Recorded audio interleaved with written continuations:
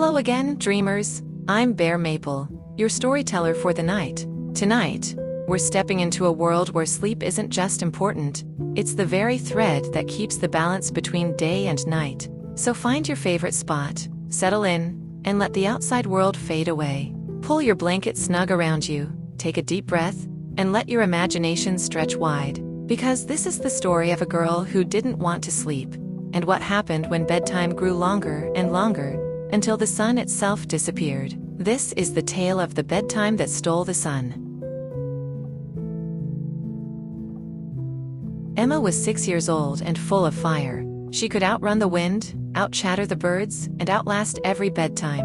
No naps, no sleep, no way.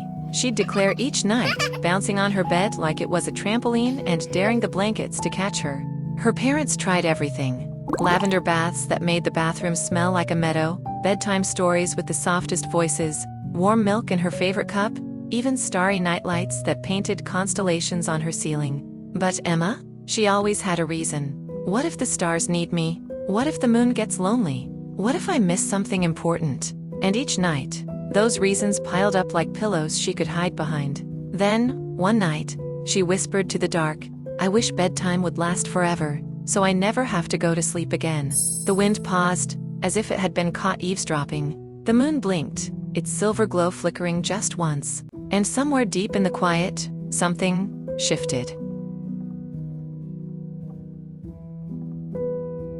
When Emma woke up the next morning, she yawned, stretched, and swung her legs over the side of her bed. She padded to the window, humming to herself, and pulled her curtains open.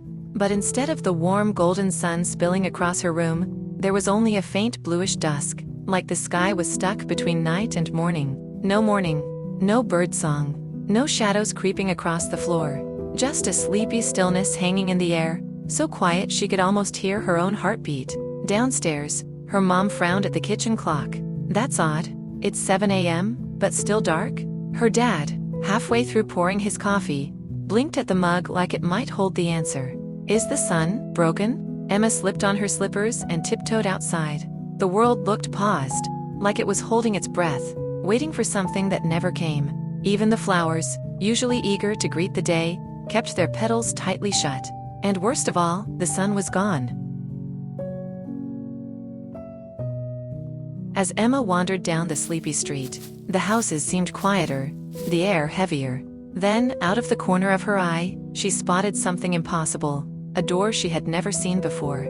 A little brass sign above it read, "Time Fixers, open in case of sun theft." Emma's eyes widened. Sun theft? She hesitated only a second before knocking. Tap tap tap. The door creaked open, and out popped a tiny owl wearing goggles. "Name's Ticktock," he said, his voice low and brisk. "You broke the balance, kid." Emma's jaw dropped. "Me?" Ticktock nodded, adjusting a gear on his vest. "Every time a child refuses sleep, bedtime stretches. Yours stretched so long, it swallowed the morning. The sun's stuck on the other side." Emma's eyes darted toward the horizon. "Can we get it back?" Ticktock gave a slow, serious nod. "Only if you fix bedtime. And that means a quest."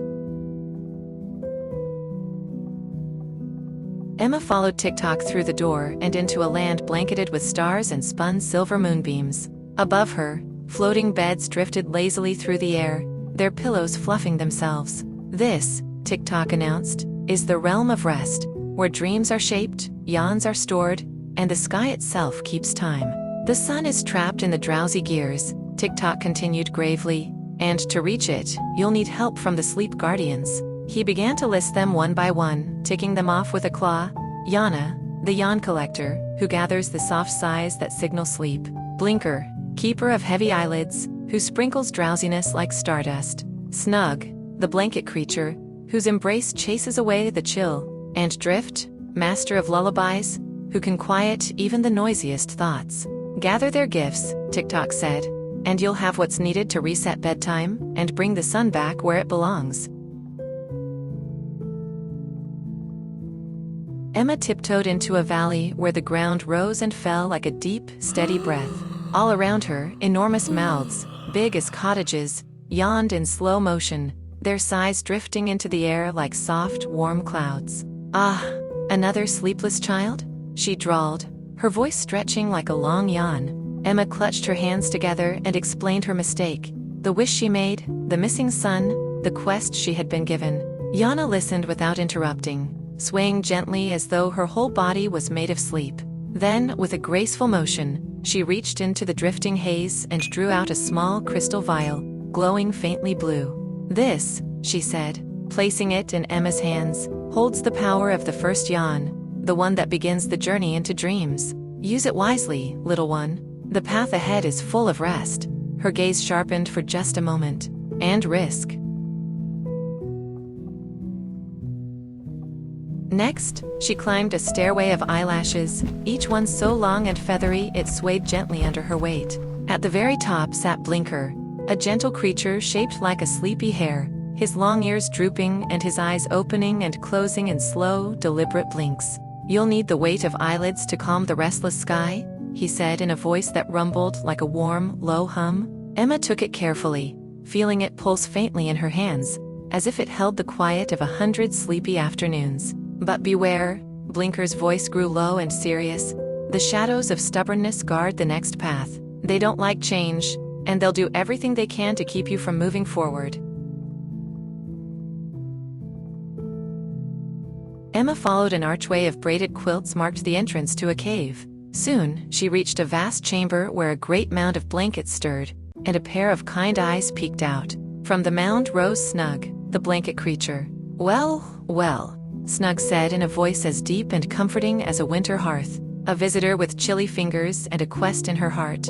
Emma explained her journey and the missing son, and Snug listened with slow, patient nods. Then, from somewhere within his folds, he pulled out a square of the softest fabric Emma had ever touched. It was warm even in her cold hands. "This is the patch of comfort," Snug said. "Wrap it around yourself when the night feels too heavy, and it will give you the courage to rest." He leaned closer, lowering his voice. "But take care, the final guardian, Drift, is not easy to find. He wanders where music sleeps." Emma tucked the patch safely into her pocket, gave Snug a grateful smile, and stepped out of the cave. At last, Emma climbed the winding path to the Hill of Hush, where the air felt thick with quiet. At the very top sat Drift, the lullaby master, a calm, graceful figure with violet fur that shimmered like moonlight on water. She held an instrument, a harp, that danced across its strings. "Sleep is not silence," Drift whispered, her voice blending with the melody. "It's a song that keeps the world in harmony. Without it, the balance falters, and the day cannot find its way." She reached into the folds of his robe and drew out a glowing music note, warm to the touch and pulsing faintly like a heartbeat. "This," she said, "is pure lullaby essence. Carry it close, it will help the restless sky remember its rhythm." Just then, the air shimmered, and Ticktock stepped out of a swirl of moonbeams. "Well done, kid," he said with a small smile. "You've gathered all 4 gifts. Ready to restore the sun?" Emma nodded, her eyes shining. "I'm ready." At the center of the realm of rest, they reached a giant sleeping clock tower. The gears were turning slowly, too slowly, and stuck in a never-ending bedtime. Emma approached the gear's heart, where the sun was trapped inside a snow globe of darkness. She released the yawn, the eyelids, the blanket, the lullaby. The gears groaned, then ticked. Faster, louder, brighter. With a boom of light, the sun burst free and climbed into the sky. Emma blinked awake to morning birds and sunshine on her face. She ran to the window. The sun was back. She turned to her parents. "I think I'll go to bed on time tonight." They blinked in surprise. That evening, Emma brushed her teeth, put on pajamas, and tucked herself in. She looked at the moon and whispered, "Thanks for keeping watch. I'll see you soon." And so, the girl who once ran from sleep became the guardian of bedtime. For she learned that night and day are partners, not rivals, and that the world turns best when we all rest well. The end. If you enjoyed this bedtime adventure, I'd love for you to help the story travel even farther. Give it a like so other dreamers can find it. Share it with a friend who could use a little wonder tonight. And don't forget to subscribe or follow, so you'll be here for our next journey together. Until then, keep your dreams bright. your blankets cozy, and your imagination wide awake. Good night.